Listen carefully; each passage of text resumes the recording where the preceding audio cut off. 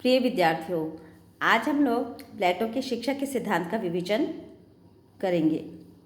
प्लेटो की शिक्षा योजना को समझने के लिए उसे दो भागों में विभाजित करके समझा जा सकता है। पहला तो ये कि प्लेटो का शिक्षा का दर्शन क्या था, उद्देश्य क्या था, और दूसरा ये कि प्लेटो की शिक्षा की योजना क्या थी। प्लेटो की शिक्षा के दर्शन की मूल बातें यही थी कि शिक्षा का सिद्धांत अपने आप में एक स्वतंत्र सिद्धांत होते हुए भी न्याय के सिद्धांत के एक भाग के रूप में समझा जा सकता है, और न्याय का सिद्धांत आदर्श राज्य की स्थापना का मार्ग है या माध्यम है। इस प्रकार अप्रत्यक्ष रूप से शिक्षा सिद्धांत आदर्श राज्य को प्राप्त करने का या उसे अभीष्ट के रूप में निश्चित करने का माध्यम है। दूसरा पॉइंट, शिक्षा व्यक्ति के सर्वांगीण विकास के लिए बनाई गई योजना है, जिसमें न केवल व्यक्ति को ज्ञान प्राप्त होगा, उसकी आत्मा, उसके शरीर, मन, मस्तिष्क का भी पूरे विकास का प्रबंधन किया जाएगा। मूलतः शिक्षा एक अनुशासनबद्ध, निश्चित और दीर्घकालीन प्रक्रिया के रूप में प्लेटो ने वर्णित की है। प्लेटो के एथेंस में पुरुषों को शिक्षा दी जाती थी, स्त्रियों को उससे वंचित किया जाता था।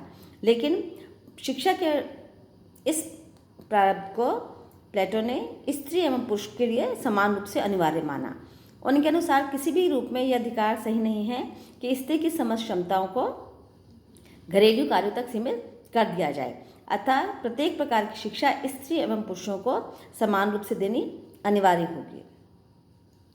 शिक्षा का दर्शन इस मूल तथ्य की ओर अनुप्राणित करता है कि जहाँ व्यक्ति में सर्वोच्च सद्गुण को विकसित किया जाए, उसे प्रशिक्षित किया जाए, ठीक उसी प्रकार उसका लक्ष्य भी सर्वोच्च हो, अर्थात अनुशासित, ज्ञानी, सद्गुणी, प्रशिक्षित व्यक्ति के द्वारा प्राप्त ज्ञान अर्जन से आदर्श राज्य या सर्वोच्च लक्ष्य की प्राप्ति की जा सकती है। शिक्षा का कोई निश्चित समय होने के बावजूद भी यह स्पष्ट है कि शिक्षा कभी भी समाप्त नहीं होती है। तो प्लेटो ने शिक्षा को एक निरंतर चलने वाली प्रक्रिया के रूप में, सतत चलने वाली प्रक्रिया के रूप में परिभाषित किया है। लेकिन ये महत्वपूर्ण है कि आयु के अनुसार उन्होंने विषयों का वर्गीकरण परिवर्तित किया है, प्रशिक्षण का वर्गीकरण स्पष्ट किया है, और इसके लिए उन्होंने एक स्पष्ट शिक्षा योजना प्रस्तुत की है। शिक्षा योजना को भी उन्होंने बहुत तार्किक दृष्टि से दो भागों में विभाजित किया है। एक तो वो जहाँ पर वो आयु का आधार लेते हैं कि किस आयु में कौन सी शिक्षा दी जानी अनिवार्य है, और दूसरा वो जिसमें वो विषयों का आधार लेते हैं, अर्थात किस आयु में उस आयु की वृत्ति के आधार पर उसी विषय की शिक्षा दी जा सकती है। दूसरी चीज़ कि शिक्षा योजना को विभाजित करते समय एक निश्चित समय के पश्चात उन्होंने ये स्पष्ट किया कि जब उस सीमा तक की शिक्षा, उस स्तर तक की शिक्षा की प्रक्रिया पूरी हो जाए, तब एक परीक्षा का आयोजन किया जाए, और इस प्रकार 3 परीक्षाओं का आयोजन करने के पश्चात में साथ के साथ ही समाज का भी वर्गीकरण स्पष्ट हो जाएगा, अर्थात उत्तीर्ण और अनुत्तीर्ण होने वाले विद्यार्थियों में या उस स्तर को पार करने वाले और ना करने वाले विद्यार्थियों में किस प्रकार से आगे भविष्य और कार्य का विभाजन होगा, वो भी शिक्षा नीति के माध्यम से ही स्पष्ट होगा।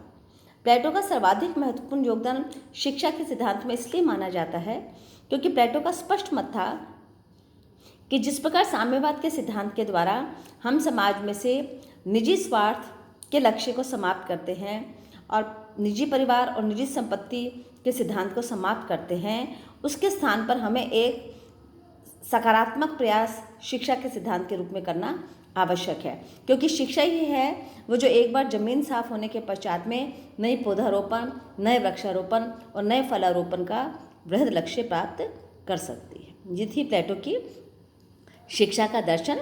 हम अपने नेक्स्ट लेक्चर में प्लेटो की शिक्षा योजना को वृहद स्तर पर समझने का प्रयास करेंगे।